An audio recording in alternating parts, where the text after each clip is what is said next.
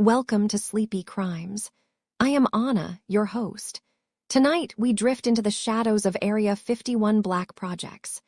Imagine a world where the map has holes in it, white spaces where the ink simply refused to take hold.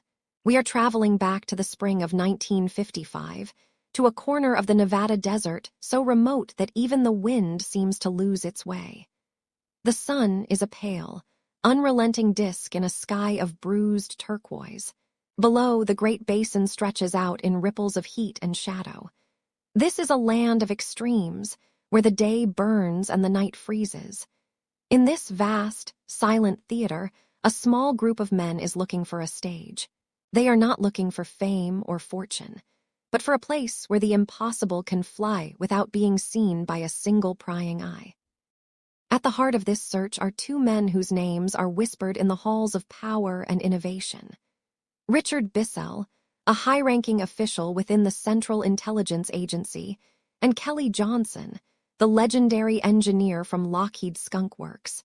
They carry with them the weight of a nation anxiety. The Cold War is at its peak, and the need for information from behind the Iron Curtain is a hunger that cannot be satisfied. They need a plane that can reach heights previously thought unreachable, a machine that can soar at 70,000 feet. But more than the plane, they need a home for it, a place where the U-2 reconnaissance plane can be birthed in total darkness. They have looked at over 50 different sites, but none offer the absolute isolation required for a project of such immense national importance and secrecy. On a clear morning in April 1955, a small Beechcraft twin Bonanza aircraft hums across the desert floor. Inside are Bissell, Johnson, and Colonel Osmond Ritland. They are flying low, their eyes scanning the terrain for a miracle. The landscape below is a monochromatic sea of browns and grays until they see it. Nestled against the northeastern edge of the Nevada Proving Ground, they spot a shimmering expanse of white. It looks like a mirage, a perfectly flat, prehistoric salt bed reflecting the morning light like a giant, silver mirror. This is Groom Lake. As the plane circles, they notice an old, abandoned landing strip from the Second World War, a tiny, X-shaped scar on the earth. To anyone else, it is a wasteland. To these men, it is the most beautiful sight in the world. It is the perfect void. The pilot, Tony Levere, brings the small plane down for a closer look. As the wheels touch the surface of the dry lake bed, there is no jarring thud, only a soft, rhythmic crunch of salt and silt. They step out into an environment that feels like another planet. The air is perfectly still, and the heat is a physical presence against their skin. Kelly Johnson walks across the surface, testing the firmness of the ground. The salt flat is miles long and miles wide, a natural runway that requires no concrete and no maintenance. It is level, firm, and most importantly, it is shielded by mountains on all sides. There are no roads leading here that a civilian would ever find. It is a natural fortress of dust and silence, located 84 miles north of the neon lights of Las Vegas, hidden behind restricted airspace. Standing in the center of that white expanse, Richard Bissell realizes they have found it. This salt flat will become the most secret location on the face of the earth. But Kelly Johnson, always the pragmatist with a sense of irony, knows that convincing pilots and engineers to move to this desolate, sun-scorched basin will be a difficult task. There is nothing here. No water, no shade, no life. He looks at the barren horizon and decides to call it Paradise Ranch. It is a joke, a bit of psychological marketing to make the hardship sound like an adventure. Eventually, the name would be shortened by those who worked there to simply the ranch. It was a humble name for a place that would soon house the most advanced technology the human mind could conceive. As the sun sets over the Groom Range, casting long shadows across the lake bed, the deal is struck. By the following month, the first equipment arrived under night's cover. The secret was born in the quiet moments of that afternoon, between the wind's whispers and the salt's crunch. This was the beginning of Project Aquadon. The U-2 was coming, and with it, a legacy of mystery that would span decades. We leave the three men on that white plane now. The first shipments came under the shroud of a moonless sky, appearing as hulking shadows against the pale, alkaline expanse of Groom Lake. These were the C-124 Globemaster IIs, massive transport planes that groaned under the weight of a secret too heavy for the public eye. As the silver bellies of these giants opened, they birthed the components of a new world. Lockheed technicians, arriving in smaller Douglas DC-3 aircraft, stepped out into a heat so profound it felt like a physical weight pressing against their chests. The desert wind carried the scent of sagebrush and ancient, dried salt, a stark contrast to the sterile, high-tech environments of the skunk works in Burbank. Here, in the middle of nowhere, the transition from blueprints to reality began, marked by the rhythmic thud of heavy machinery and the distant, lonely howl of a coyote watching from the shadows of the Groom Range.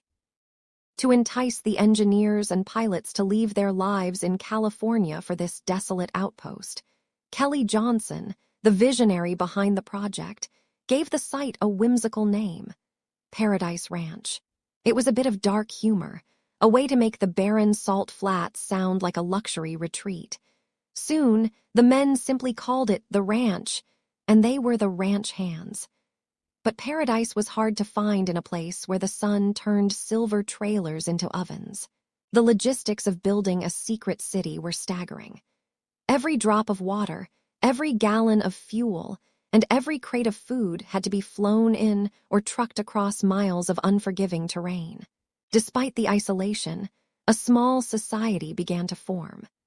They built a single paved runway that stretched like a black ribbon across the white lake bed, and 3 surplus Navy hangars rose from the dust to shield the precious cargo from the prying eyes of the sun and the occasional wandering prospector. Life at the ranch was an exercise in extreme compartmentalization. Even the base itself had multiple identities. Officially, it was Watertown, a name chosen to honor Kelly Johnson's birthplace in New York, but on the maps of the Atomic Energy Commission, it was simply Area 51. The workers lived in a cluster of trailers, sharing meals in a communal mess hall and finding brief moments of reprieve at a makeshift movie theater or on a dusty volleyball court. Yet, the focus never wavered from the hangars. Inside one of those steel shells sat Article 341, the prototype of the U-2. It was a fragile-looking thing, more glider than jet, with an 80-foot wingspan that seemed almost impossible for its slender 46-foot fuselage. It was wrapped in heavy tarpaulins during its journey, a ghost waiting to be unveiled in the quiet stillness of the Nevada dawn. The morning of August 1st, 1955, was supposed to be a routine day of taxi tests. The legendary test pilot Tony LaVere climbed into the narrow cockpit, his movements restricted by the tight confines of the experimental craft. His goal was simple, to test the engine and the steering at high speeds on the lakebed. But the U-2 was a creature designed for the thin, cold air of the upper atmosphere, and even at sea level, its wings were desperately efficient. As LaVere pushed the throttle, the aircraft reached 70 knots. Suddenly, the desert floor fell away.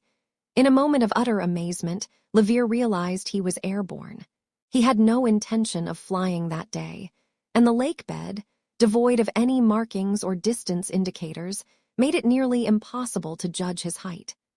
The plane bounced hard on its first attempt to return to Earth, blowing out its tires and causing the brakes to catch fire. It was a chaotic, accidental birth for a machine that would eventually define the Cold War. 3 days later, on August 4th, the first official flight took place. This time, there were no accidents. The Dragon Lady, as she came to be known, proved to be as temperamental as she was capable. Because of the extreme length of the wings, the plane required pogos, small, detachable wheels on the wingtips, to keep them from scraping the ground during takeoff. Once the aircraft lifted off, the pogos would fall away, leaving the pilot to balance the massive wings like a tightrope walker. Landing was even more treacherous. The aircraft would trap a cushion of air beneath its wings, refusing to settle onto the runway, a phenomenon known as ground effect. Pilots had to practically stall the plane onto the ground, a delicate dance between flight and falling. Every successful mission was a testament to the skill of the men who dared to fly a plane that seemed to belong more to the heavens than to the earth.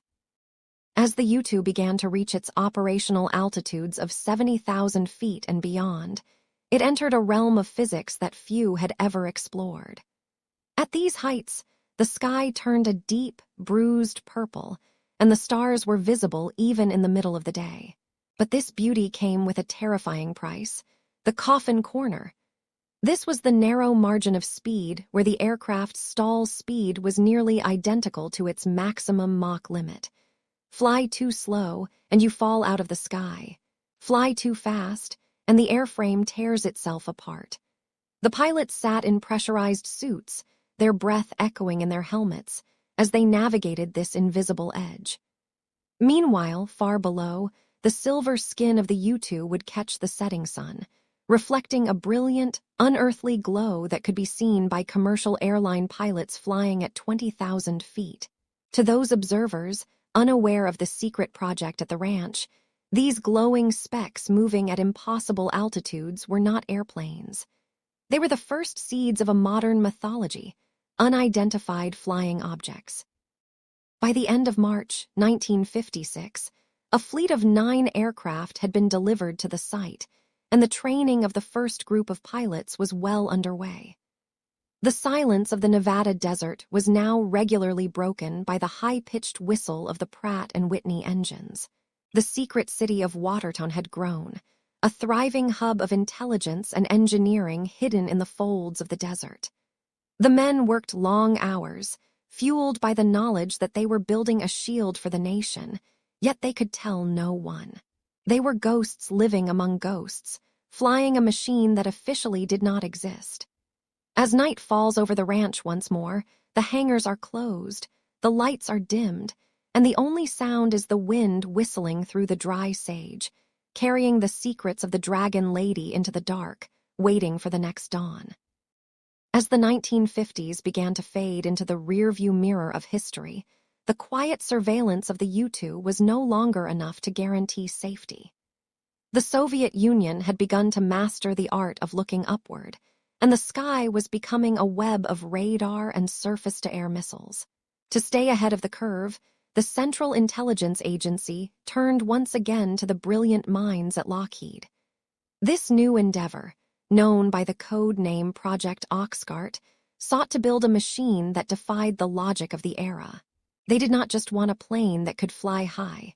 They wanted a ghost that could outrun a bullet.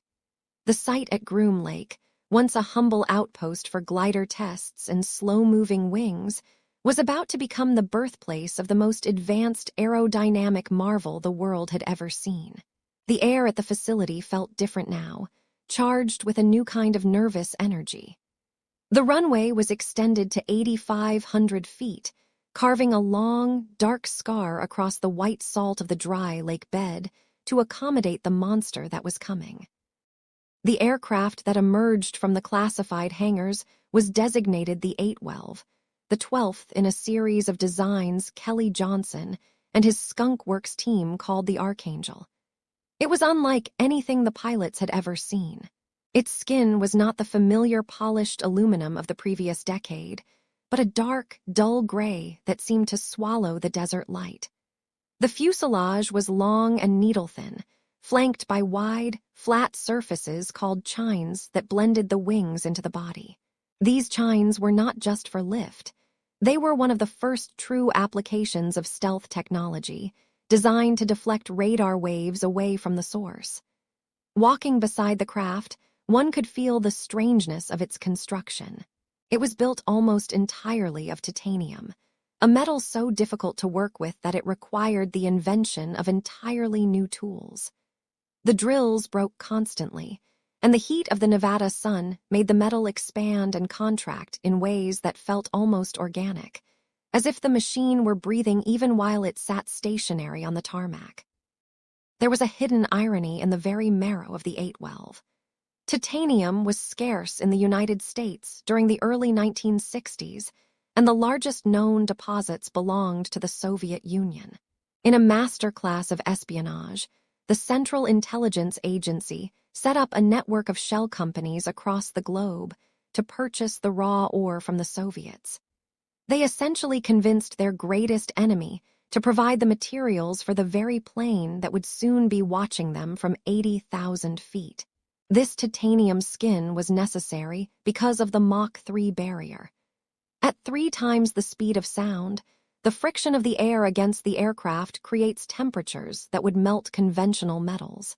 The nose and the leading edges of the wings would soon glow a dull, angry red during flight, reaching over 500 degrees Fahrenheit. Because the metal had to expand to fit properly at these temperatures, the fuel tanks were not sealed with traditional gaskets.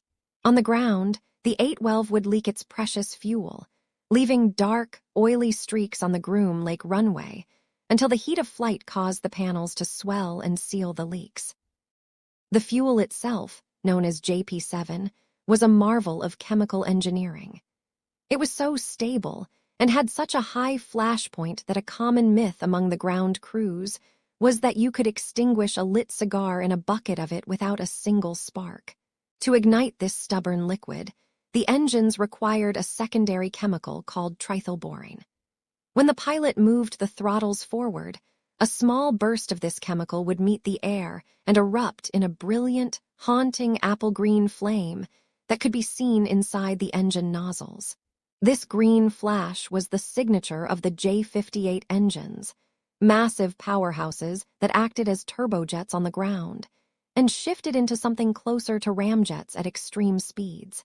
The sound of these engines during a test was a low-frequency thrum that could be felt in the chest miles away, a sound that seemed to vibrate the very mountains surrounding the valley. It was the sound of the future arriving in a cloud of desert dust. The moment of truth arrived on April 26, 1962. Louis Schock, Lockheed's chief test pilot, climbed into the cockpit of Article 121 for what was supposed to be a high-speed taxi test. As he accelerated down the concrete, the sheer power of the 812 took over. The nose lifted, and for the first time the Oxcart was airborne, though only for a few hundred yards. The flight was short and terrifying. The plane began to wobble with lateral oscillations that looked as if it might shake itself apart. Schock, showing nerves of steel, managed to set the aircraft back down on the dry lake bed. A massive plume of dust rose into the air, obscuring the plane from the panicked observers in the tower. For several long seconds, there was only silence and the settling silt. Then the needle nose of the 812 emerged from the cloud, taxiing slowly back toward the hangars. They had survived the first leap, but the true challenge, the conquest of the Mach 3 barrier, was still ahead of them in the thin, cold air above Nevada. By May of 1962, the team had ironed out the initial flight control issues, and the 812 began its ascent into the record books. Reaching Mach 3 was not just about speed. It was about managing a delicate balance of physics. The pilots had to contend with the dreaded unstart, a phenomenon where the shockwave inside the engine inlet would suddenly be expelled, causing the aircraft to violent yaw to one side as if it had been hit by a giant invisible hammer. At 80,000 feet, where the sky turns a deep, bruised purple and the curve of the earth becomes visible, there is no room for error. Every flight was a dance with the edge of the possible. The pilots sat in pressurized suits, essentially astronauts in a cockpit, listening to the whistle of the wind that moved too fast to be heard by anyone on the ground. They were the pioneers of a secret kingdom, flying a machine that was 20 years ahead of its time, forged from stolen metal and fueled by a green flame that lit the way into the darkness of the high atmosphere. The shimmering haze of the Nevada desert has a way of bending reality, turning distant mountains into liquid shapes that dance against the horizon. By the middle of the 1960s, the silence of Groom Lake was no longer just the sound of the wind. It was punctuated by a low, rhythmic thrum that vibrated through the very soles of your boots. The 812, that elegant, single-seat predator of the skies, was no longer alone in its dominance. Within the hangars of the Skunk Works, a new iteration was taking shape, one that would carry the weight of 2 men and the future of global reconnaissance. This was the birth of the SR-71, the aircraft that would officially claim the name Blackbird. It was longer, heavier, and carried a presence that felt less like a machine and more like an apex creature carved from the darkest corners of a dream. As the transition from the Central Intelligence Agency's private project to the Air Force's strategic asset began, the engineering challenges reached a fever pitch. To fly at Mach 3, the aircraft had to endure temperatures that would melt conventional aluminum. Kelly Johnson's team turned to titanium, a metal so difficult to work with that they had to invent new tools just to shape it. The skin of the Blackbird was designed to breathe, to expand and contract as it moved from the freezing cold of the ground to the blistering heat of high-speed flight. When sitting on the runway, the panels were loose, leaking fuel onto the dry lake bed like a wounded animal. But once it reached the thin air of the upper atmosphere, the metal would swell from the heat of air friction, sealing the gaps and becoming a seamless, indigo-black arrow cutting through the void. Imagine, for a moment, being strapped into that cockpit. You are encased in a pressurized suit, essentially a personal spaceship, because the air at 80,000 feet is too thin to sustain human life. At that height, the sky above you isn't the bright, cheerful blue we see from the ground. It is a deep, bruised violet that fades into a terrifying, infinite black. You can see the gentle curve of the earth beneath you, a fragile marble of greens and blues, while you move at over 2,000 miles per hour. The world below is a slow-motion map, but inside the cockpit, the vibration is constant, a low-frequency hum that reminds you that you are riding a controlled explosion. You are the highest person in the world, a ghost in the stratosphere, moving so fast that the very air around the wings is glowing with a faint, ghostly heat. But while the pilots of the Blackbird felt like they were in another dimension, the world below was starting to notice. In the 1960s, commercial aviation was booming. Pilots of Boeing 707s and Douglas DC-8s were navigating the skies at 30,000 feet, believing they were at the pinnacle of human travel. On clear desert evenings, these commercial crews would look out of their cockpit windows and see something impossible. A silver or black streak would ignite the sky far, far above them. To a pilot at 30,000 feet, seeing an object at 80,000 feet moving at 3 times the speed of sound was incomprehensible. They reported seeing fiery objects and glowing disks that seemed to defy the laws of physics. They were seeing the future, but they had no words for it. These sightings triggered a massive wave of unidentified flying object reports across the western United States. The reports flooded into the Air Force's official investigation, known as Project Blue Book. Behind the scenes, the men at Groom Lake and the analysts in Washington knew exactly what the pilots were seeing. They were seeing the 812 and the SR-71. But the secrecy of the Oxcart project was so absolute that the Air Force could not tell the truth. Instead, they offered mundane explanations, such as ice crystals, weather balloons, or temperature inversions.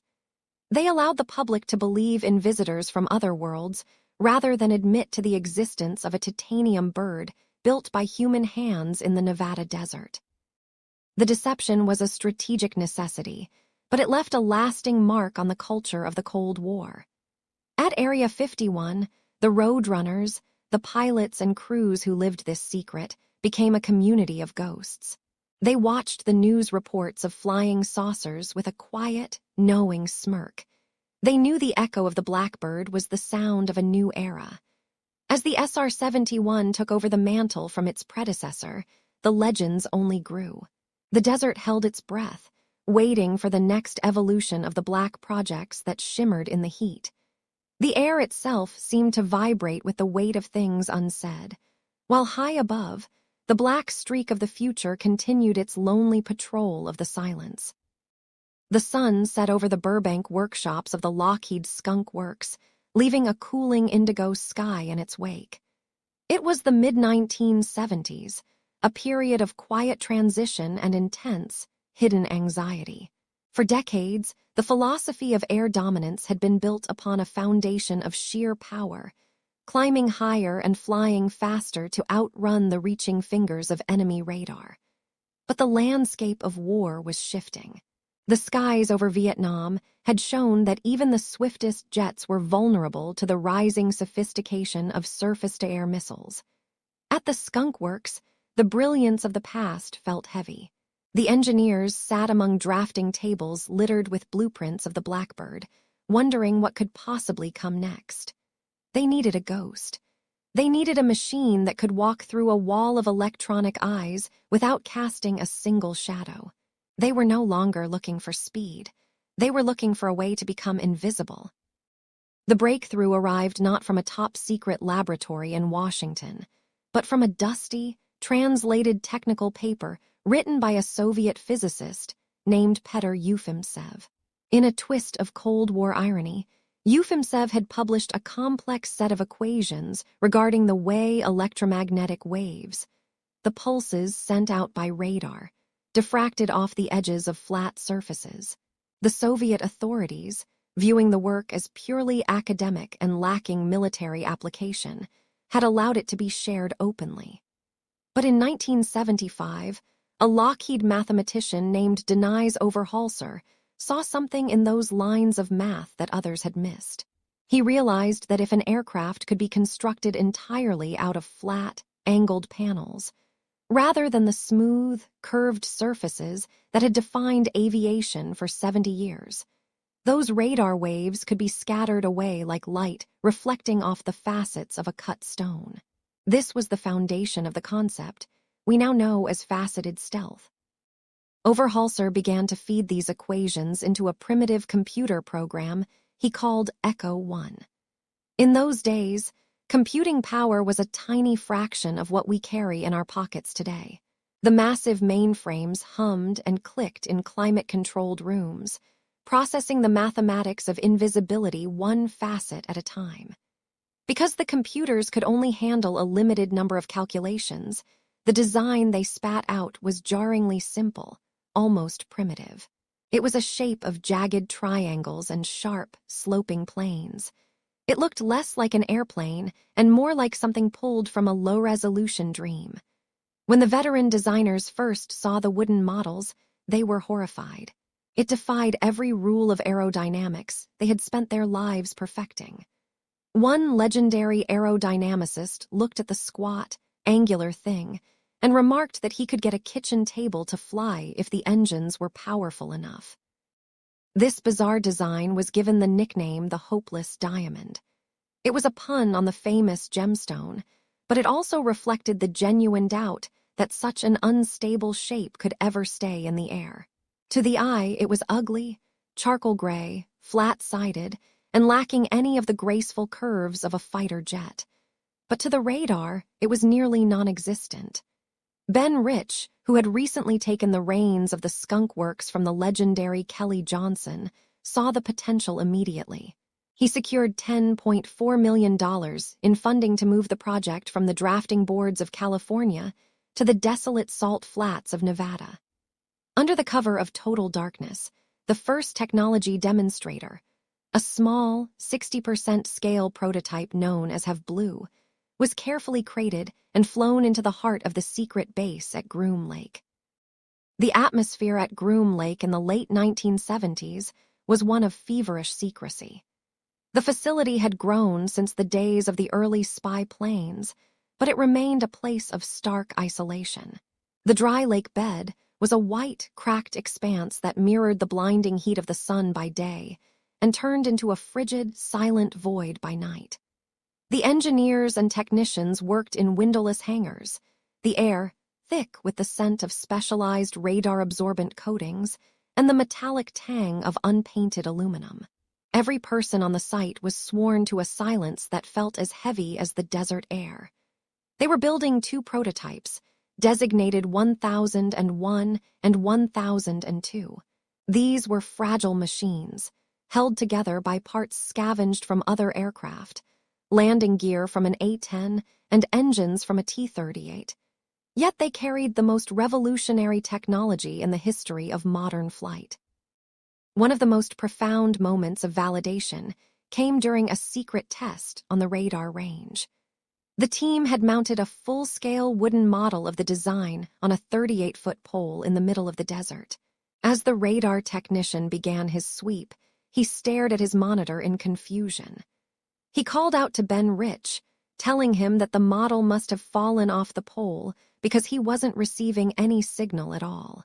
Rich looked out the window and saw the jagged shape sitting perfectly still under the desert sun. The radar wasn't broken. It was simply being defeated by the math. The signature of the entire aircraft was smaller than that of a common desert bird. In December of 1977, the first Have Blue prototype took to the sky. It was the birth of stealth, a moment where the invisible became real, and the quiet desert of Nevada held a secret that would change the balance of power forever. The transition from a wooden effigy to a flying machine was a leap into the unknown. In the late 1970s, the desert air at Groom Lake was thick with the scent of sage and the electric hum of anticipation. This was the birth of Have Blue, the proof-of-concept aircraft that would eventually become the world's first operational stealth fighter. Two small, jagged prototypes were constructed in the deepest shadows of Lockheed's Skunk Works. They were strange to look at, not smooth and curved like the birds that usually graced the sky, but sharp and faceted like a piece of dark obsidian. When they arrived at Area 51, they were hidden from the eyes of Soviet satellites, moved only under the velvet cloak of a moonless night. The design was a radical departure from everything aeronautics had known for decades.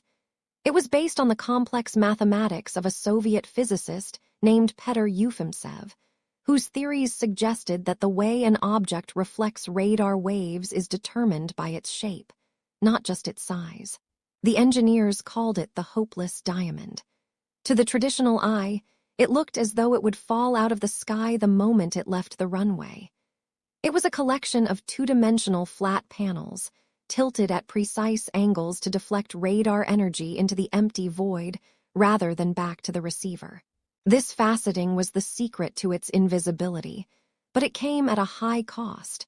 The plane was inherently unstable, a digital ghost that required a computer to keep it upright in the thin desert air. The testing phase was fraught with danger and high stakes.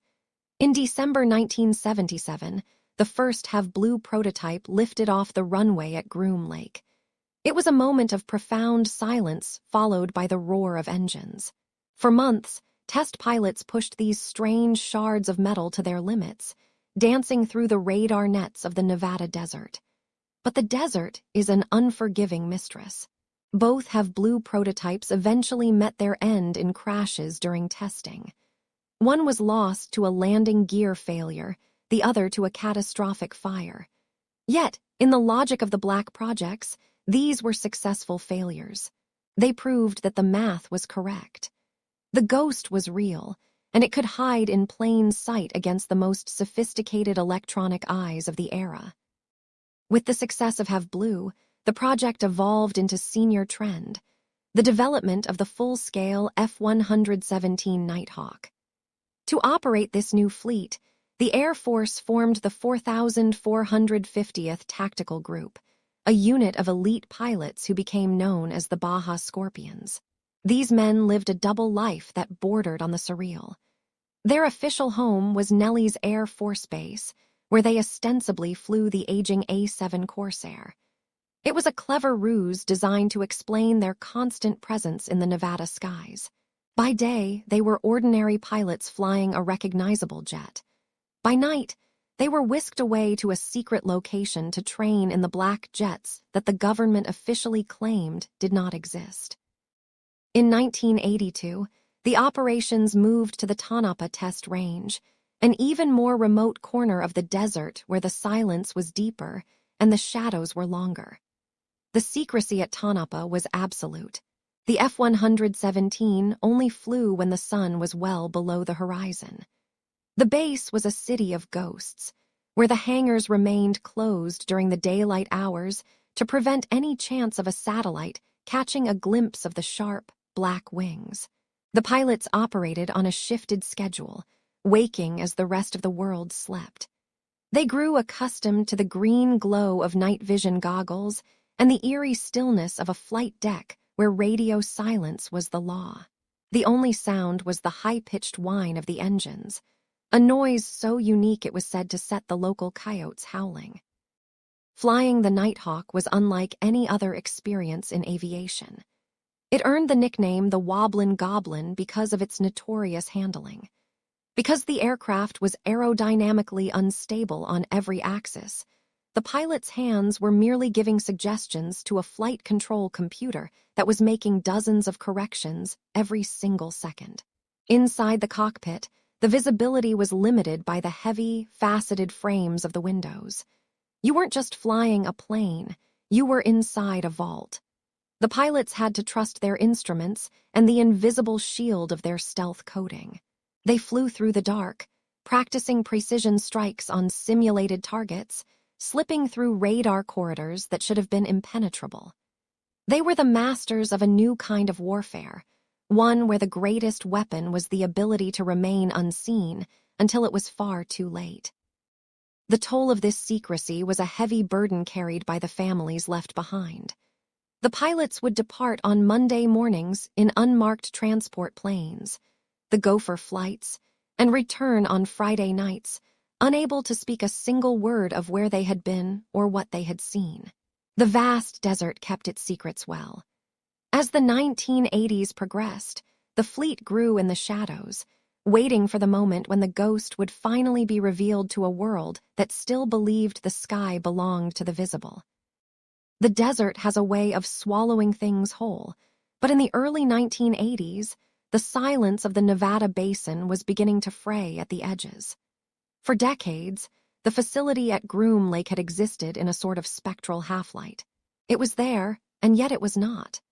The pilots and engineers who crossed that invisible line every Monday morning knew the weight of the secret they carried. But as technology advanced and the eyes of the world grew sharper, the old boundaries began to feel dangerously thin.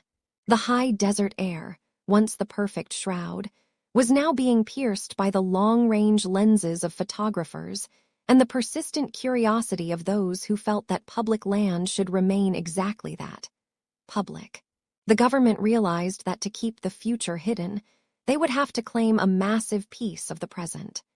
They needed to move the horizon itself, pushing the world back until the base was once again a ghost in the machine of the military-industrial complex.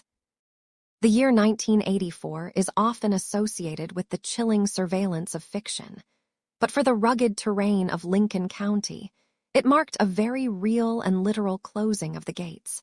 It was during this time that the United States Air Force and the Bureau of Land Management orchestrated a quiet but monumental shift in the geography of secrecy.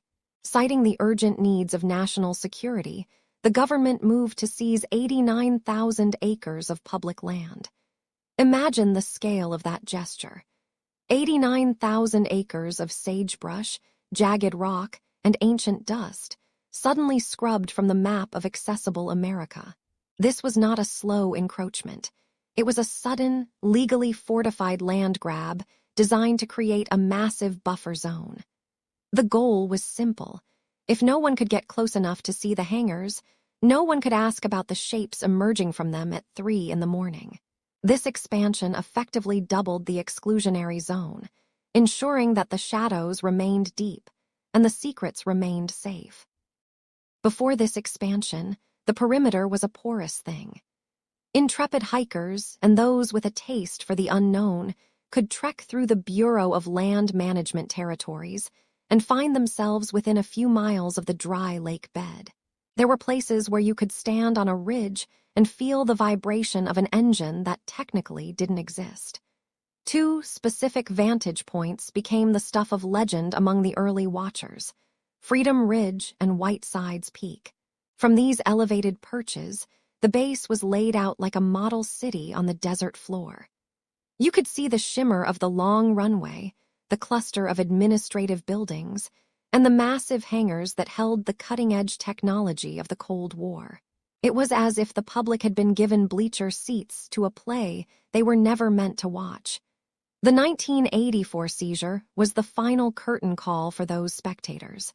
The government didn't just put up a fence. They took the very ground the spectators stood upon. The atmosphere along the new perimeter changed almost overnight. The signs appeared first, stark white boards with bold black lettering that warned of restricted access, and most chillingly, that deadly force was authorized. These were not mere suggestions. The sand-colored hills began to sprout a new kind of flora: electronic sensors. These devices, buried deep in the grit or disguised as desert scrub, could detect the footfall of a hiker or the vibration of a passing vehicle from miles away. And then there were the men in the white Jeep Cherokees. Known to the local community and the UFO-watching subculture as the Camo Dudes, these private security contractors became the silent sentinels of the boundary. They would sit for hours on the crests of the hills, binoculars held steady, watching the watchers. They never spoke.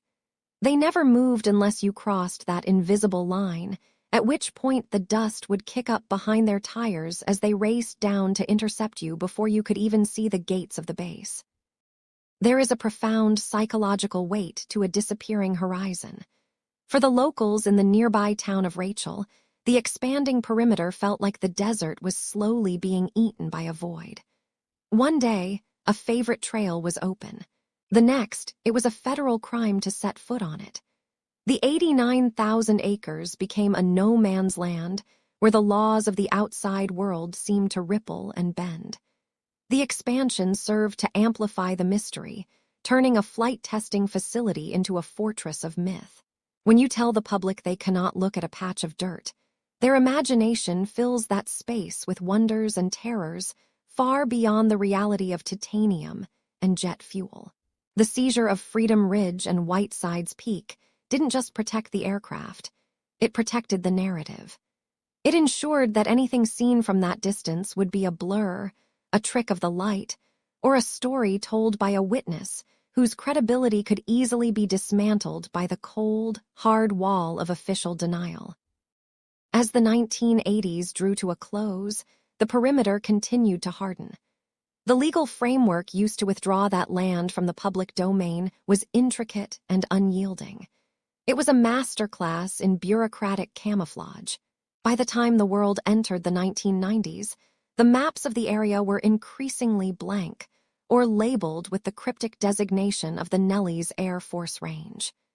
The 89,000 acres were just the beginning.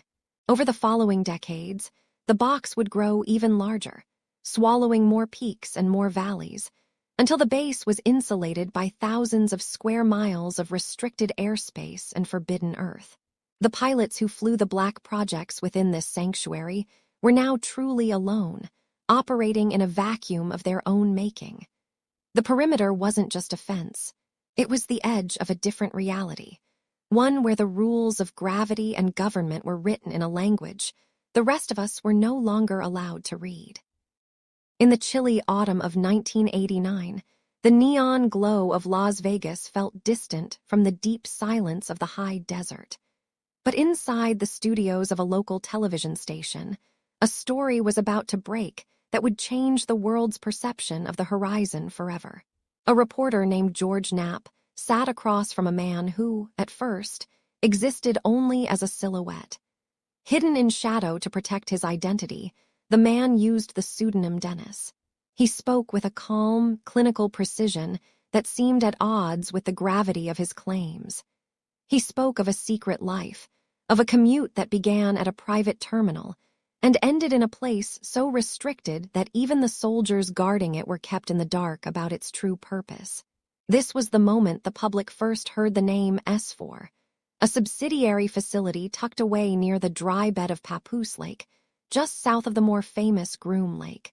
It was a revelation that would ripple through the coming decades, turning a dusty military outpost into the epicenter of a global mystery. The man in the shadows eventually revealed himself to be Robert Lazar, a technician who claimed he had been hired to reverse engineer technology that was not of this earth. His journey to work sounded like something from a fever dream. He described boarding a bus with windows that had been painted over in black, preventing any of the passengers from seeing the landscape as they moved deeper into the restricted zones of the Nevada test site. When the bus finally slowed to a stop, Lazar stepped out onto the cracked earth of Papoose Lake. Before him sat a series of hangars that were unlike anything in the military inventory. They were built directly into the side of a mountain, sloped at a 30-degree angle and covered in a textured coating that perfectly mimicked the surrounding desert sand and rock. From the air, these doors were invisible, a seamless part of the rugged terrain. But as the heavy doors slid open, they revealed a cavernous interior where 9 distinct flying discs sat in silent repose, waiting to be understood. Lazar's focus was directed toward one craft in particular, a sleek, silver vehicle he affectionately called the Sport Model. As you picture this craft, imagine a surface that feels more like glass than metal, cold to the touch and devoid of any visible seams, rivets, or welds. It looked as if it had been molded from a single piece of liquid mercury. Inside, the environment was even more alien. There were no right angles, only soft curves and a strange, honeycomb-like architecture. The seats were small, sized for beings much shorter than the average human, and they were integrated directly into the floor. There were no control panels as we understand them, no complex wiring, and no traditional engines. Instead, at the very heart of the craft, sat a small, heavy device about the size of a basketball. This was the reactor, the source of a power so immense it could bend the very fabric of space and time. It was here that Lazar claimed to have encountered the substance that would become a cornerstone of modern folklore, element 115. At the time, in the late 1980s, element 115 did not exist on our periodic table. Lazar described it as a heavy, stable material that served as the fuel for the craft's antimatter reactor. He explained that by bombarding this element with protons, a field of gravity could be generated and amplified.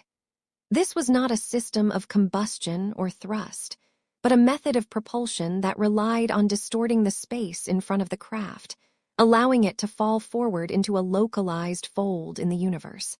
He spoke of gravity waves being channeled through 3 large amplifiers at the base of the saucer, which could rotate and pivot like searchlights to steer the vessel. During a brief test flight he claimed to have witnessed, the craft didn't roar or sputter. It merely hummed with a soft, low-frequency vibration, a blue corona of light shimmering around its belly as it lifted silently from the desert floor. It moved with an agility that defied the laws of physics, stopping and starting with a suddenness that would have crushed any human pilot. The details provided by Lazar were so specific that they bypassed the usual dismissals of the era. He wasn't just talking about lights in the sky. He was talking about the metallurgy of the hull and the configuration of the wave guides. This clinical approach sparked a massive cultural shift. Suddenly, the secret base at Area 51 was no longer just a place for testing high-altitude spy planes like the U-2 or the Blackbird. It became a temple of the unknown. The public began to look at the surrounding hills, like Tikaboo Peak and Coyote Summit, as holy sites for a new kind of pilgrimage. Armed with lawn chairs and camcorders, people gathered in the dark, hoping to catch a glimpse of the blue glow Lazar had described. The mystery grew heavy in the air, a mixture of cold desert wind and the electric thrill of the impossible. The government's silence only fed the fire, turning a small patch of restricted desert into a global symbol of everything we aren't being told. As the 1990s approached, The whispers of S4 became a deafening roar in the collective consciousness. Whether one believed Lazar or not, the story had taken root. It transformed the way we imagine our place in the cosmos, suggesting that the answers to our greatest questions were hidden behind camouflaged doors in a lonely Nevada mountainside. The transition from secret military testing to extraterrestrial myth was complete. The perimeter was now more than a physical fence. It was a psychological boundary between the world we know and the one we suspect. In the stillness of the night, if you listen closely, you can almost hear the soft hum of those 9 craft, waiting in the darkness of the mountain, their secrets preserved by layers of dust and decades of denial. The desert keeps its secrets well, but once the whispers began, the silence would never truly be the same again. The 1990s were a decade of deep contradiction in the high desert of Nevada. While the world outside was consumed with the glittering possibilities of the digital age, a far more ancient and primal scene was unfolding behind the guarded perimeters of Groom Lake. For decades, the narrative of this place had been written in the stars, woven from tailies of silver discs and visitors from other worlds. But as the century began to close, a much more grounded and tragic story started to emerge. It was not a story of lights in the sky, but of smoke on the ground. It was the story of the men who worked in the shadows of the secret hangars, not as pilots or scientists, but as laborers, sheet metal workers, and security guards. They were the silent hands that built the future of American air power, and they were beginning to pay a price that no amount of hazard pay could ever cover. The reality of daily life at the base was far from the sterile, high-tech labs often imagined in popular culture. In those years, the disposal of classified materials was handled with a startling lack of sophistication. Deep, jagged trenches, some as long as a football field, were gouged into the dry earth. Into these pits, the military and its contractors would dump 55-gallon drums of hazardous waste. There were resins, toxic paints, and volatile solvents used to create the radar-absorbent coatings for the stealth aircraft. To ensure that these secret chemical formulas never fell into the hands of adversaries, they were not buried or recycled. Instead, they were doused in thousands of gallons of jet fuel and ignited with road flares. The resulting fire would roar through the night, casting an eerie, flickering orange light against the mountains. The workers called the thick, dark smoke that hung over the valley London fog, a name that sounded almost whimsical until you realized what that fog was doing to their bodies. Among these men were Robert Frost and Walter Casa. Robert was a foreman of the sheet metal workers, a man who had dedicated years of his life to the secret missions of the base. But by the late 1980s, his health was failing in ways that horrified his doctors. His skin began to change, thickening and peeling away in red, scaly welts that resembled fish scales. He would often have to drape himself in blankets to protect his raw skin from the harsh Nevada sun. His friend, Walter Casa, a veteran of World War II who had survived the Battle of the Bulge, found himself facing a new kind of enemy. He suffered from a racking, persistent cough and skin that would crack and bleed so severely that his pajamas were often stained red by morning. When these men went to civilian doctors, they were trapped in a cruel paradox. They were forbidden by their security oaths from telling their physicians where they worked or what they might have inhaled. They were suffering from phantom illnesses from a place that, according to the government, did not exist. In 1994, the silence was finally challenged.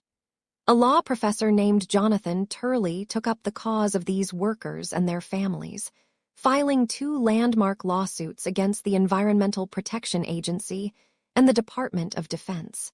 One was on behalf of Helen Frost, the widow of Robert, who had died of liver disease associated with chemical exposure. The other was for Walter Casa and several unnamed workers who were still alive but fading. The legal battle that followed was surreal, a journey into a judicial looking-glass. In the courtroom, the government's lawyers took an Orwellian stance. They refused to even use the name Area 51, referring to the site only as the operating location near Groom Lake. They argued that even admitting the base had a name, or that it used common items like batteries or fuel, would provide a mosaic of information that could be used by foreign intelligence to dismantle national security. The government invoked the state secrets privilege, a powerful legal tool that allowed them to withhold any evidence they deemed sensitive. Turley and his team were blocked at every turn. They could not obtain the material safety data sheets that would tell the workers' doctors which toxins were in their blood. They were even threatened with arrest for trying to gather evidence. In a desperate attempt to prove the base was a physical reality, the legal team had to purchase satellite images from a Russian commercial firm, because the American government refused to acknowledge the structures on its own soil. The tension reached a peak when the Environmental Protection Agency was finally forced to conduct an inspection of the site. It was a victory for the workers, but a hollow one. The results of that inspection were immediately classified, hidden away from the very men whose lives depended on the information. The law was being used as a shroud, not a shield. The final blow came from the highest office in the land. In 1995, President Bill Clinton signed an executive order that granted the base a total exemption from environmental disclosure laws. He argued that it was in the paramount interest of the United States to keep the details of the site's waste management secret. This presidential determination was a legal dead end for the families. Walter Casa passed away that same year, a victim of kidney cancer, still waiting for an apology that would never come. His widow, Stella, was left with a bag of empty pill vials and the bitter knowledge that her husband's service had been repaid with a denial of his existence. The lawsuits were eventually dismissed, and the Supreme Court refused to hear the appeal. The burn pits were eventually closed, replaced by more modern facilities, but the scars on the land and the people remained. The story of the Groom Lake workers reminds us that the greatest mysteries of the desert aren't always found in the stars. Sometimes they are buried in the earth, hidden by the very people sworn to protect it. The executive order signed in 1995 granted the base a permanent veil, a sanctuary from the prying eyes of the legal system and the public record. But while the lawyers were satisfied, the engineers were already looking toward a horizon that didn't include a pilot in the cockpit. The transition into the 21st century was marked by a profound silence that settled over the Groom Lake salt flats. The era of high-speed, manned reconnaissance was fading, replaced by the high-pitched hum of electric motors and the data streams of the unmanned age. The base transformed into a laboratory for the machine, where the risks of human life were traded for the cold, calculated endurance of sensors and software. This was the birth of the modern horizon, a period defined by the rise of drone technology and a new, digital form of modern secrecy. By the early 2000s, the physical layout of the facility reflected this shift.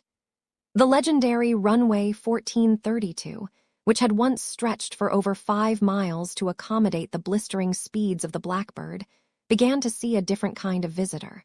These were the children of the shadows, unmanned aerial vehicles designed for persistence rather than raw speed.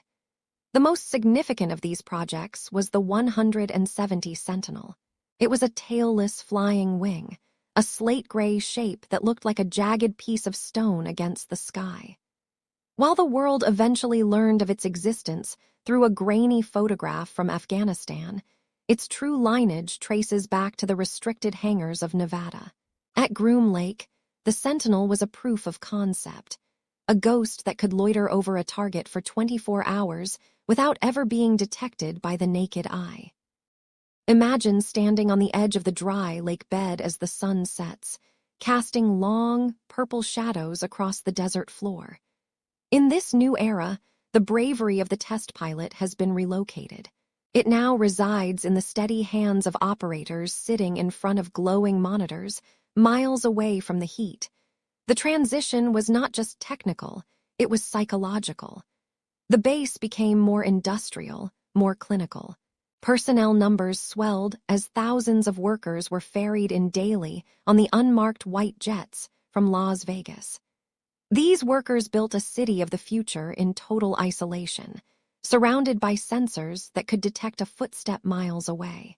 The perimeter became even more hostile to outsiders, with the famous white pickup trucks patrolling the ridges with a newfound intensity, guarding secrets no longer made of titanium and fuel, but of complex algorithms and stealth coatings. As we moved further into the decade, the secrecy of the base faced an unprecedented challenge. The rise of commercial satellite imagery meant that anyone with an internet connection could peer into the heart of the restricted zone. The government responded with a sophisticated game of hide-and-seek. In the year 2014, satellite watchers noticed a massive new structure rising on the southern end of the base.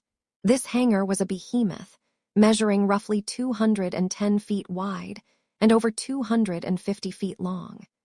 It was the largest addition to the facility in decades, positioned far from the main complex to ensure that whatever was being built inside remained isolated from other projects. This was the cradle of the rumored 180, a massive stealth drone nicknamed the White Bat, designed to penetrate the most sophisticated air defenses for days on end. In the early months of 2022, the digital veil was pulled back slightly once more. High-resolution imagery captured a delta-shaped blob sitting on the apron outside that massive southern hangar.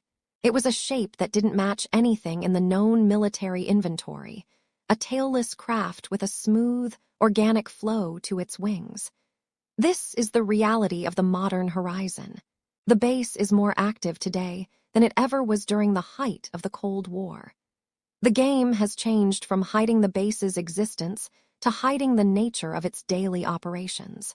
Engineers use scoot-and-hide tactics, carefully timing the movement of aircraft between hangars to coincide with the brief gaps between the orbits of spy satellites. It is a choreographed dance of shadows, played out on a global stage where the audience is looking down from the heavens rather than across the dry desert floor. Today, the base at Groom Lake stands as the silent heart of global aerial supremacy. It is a place where the boundaries between science fiction and military reality are blurred every single night. The modern horizon is filled with whispers of hypersonic drones that can cross the globe in less than an hour. As you listen to the desert wind, remember that the silence is intentional. The base continues to expand, building new taxiways and deeper bunkers, always staying one step ahead of the light. It remains a testament to the human desire to master the sky, even if that mastery now comes from the cold precision of a machine. The secrets are still there, tucked away in the massive hangars and buried beneath the salt, waiting for the day when they will emerge from the shadows of the Nevada dust. The base rests, but the future never truly stops breathing. The Groom Lake Salt Flat is a landscape of profound, ancient stillness. It is a playa of brittle, white crystalline plains, stretching across the Tonopah Basin like a frozen, alkaline sea. At 4,400 feet above the level of the ocean, the air is thin and sharp, carrying the scent of parched sagebrush and the distant, metallic tang of an industrial secret. This is the heart of what we call Area 51. Though the official records might refer to it as Homey Airport or simply a restricted operating location near the salt beds. For over 7 decades, this dry lake has served as the anvil upon which the sword of global air power was forged. It is a place of absolute isolation, where the mountains act as silent sentinels, guarding a void that the public has tried to fill with stories of silver discs and visitors from beyond our world. But the true legacy of the void is far more human, and in many ways, far more haunting than any tale of extraterrestrial visitors. The void is the silence that met the families of those who gave their health to the shadows in the 1980s. We must consider the story of dedicated workers like Walter Casa and Robert Frost. They labored in the intense, shimmering Nevada heat, watching as 55-gallon drums were rolled into trenches the size of football fields.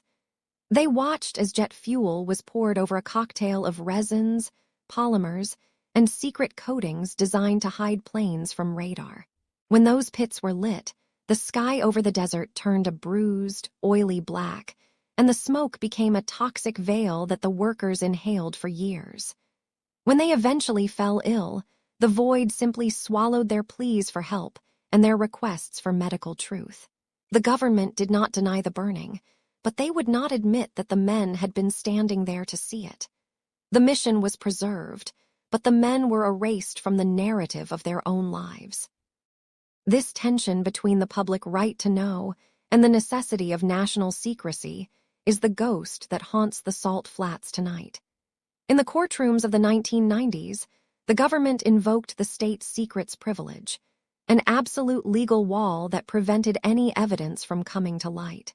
Because the facility did not officially exist until 2013, the workers were told that the incidents they described were, legally, impossible.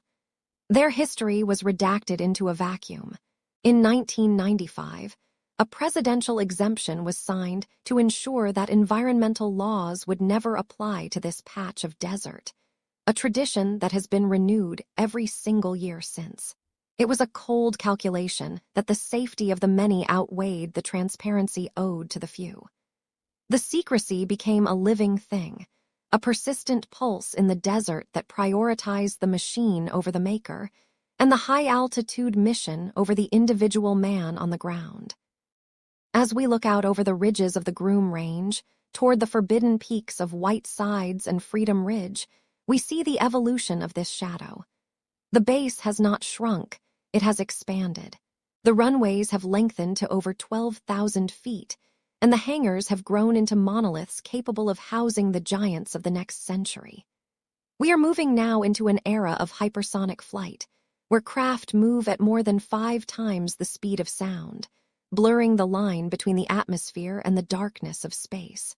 We see the silhouettes of the RQ-180, a stealth drone that represents the pinnacle of unmanned surveillance. These projects are the children of the void, birthed in the same silence that sheltered the U-2 and the Nighthawk. They are the invisible sentinels of our modern age, ensuring national supremacy while remaining entirely unseen by those they are designed to protect. The silence of the Nevada Salt Flats is not an empty thing.